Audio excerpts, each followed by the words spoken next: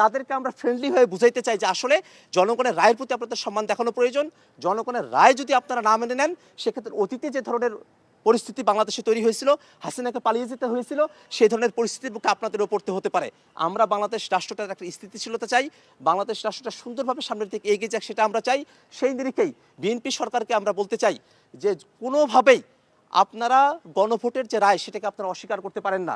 আজকে মাননীয় প্রধানমন্ত্রী সেখানে বসে সবগুলো কথা তিনি শুনেছেন। তিনি নিজেই রংপুরে গিয়ে বলেছেন, দয়া করে গণভোটে হ্যাঁ ভোট দিন, দয়া করে গণভোটে হ্যাঁ ভোট দেওয়ার কথাটা তিনি বলেছেন।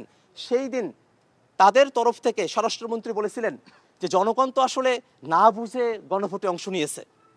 যদি ব্যাপারটা তাই হয়, তাদের কাছে প্রশ্ন, আসলে জনগণ কি না বুঝে অংশ নিয়েছে, নাকি বিএনপির যারা সংসদ সদস্য আছেন, বিএনপির না, বাংলাদেশের যিনি এখন প্রধানমন্ত্রী আছেন, তিনি কি আসলে বুঝে হ্যাঁ ভোটের কথা বলেছিলেন?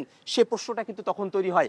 এই কারণে আমরা বলতে চাই যে জনগণ চেয়েছে বাংলাদেশে একটা কাঠামোগত সুন্দর গণতান্ত্রিক একটা পরিবর্তন আসুক।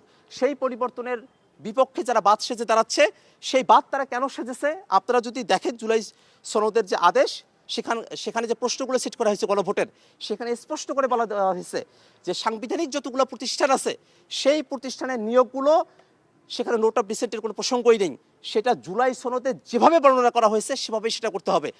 যে উচ্চকক্ষের কথা বলা হয়েছে, সেই উচ্চকক্ষ ভোটের পিয়ার অনুযায়ী হতে হবে আসলে। এবং তত্ত্বাবধায়ক সরকার নতুন যে ফর্মুলার কথা বলা হয়েছে, ত্রয়োদশ সংশোধনের ফর্মুলা না, জুলাই সনদের যে ফর্মুলা, সেভাবেই সেটা হতে হবে। এই বিষয়গুলো বিএনপি আসলে মানতে চায় না, যাই কারণে তারা এখন গণভোটকে অস্বীকার করছে, বাস্তবের আদেশকে তারা অস্বীকার করছে, এবং তারা একটা ফাঁপা বলি বলছে যে তারা জুলাই সনদের পক্ষে, তারা সংস্কারের পক্ষে। তারা যে সংস্কারটুকু করতে চায়, এই সংস্কারটুকু খুবই মিনিমাম সংস্কার, যেটা কোনো কাঠামোগত সংস্কার নয়। এবং তারা বেসিক্যালি বাংলাদেশ রাষ্ট্রের মৌলিক কাঠামোগত যে সংস্কার, সেই সংস্কারটাকে তারা হতে দিতে চায় না, সংস্কারের তারা পক্ষে না। সেই কারণে তারা এই ধরনের বক্তব্য উপস্থাপন করছে।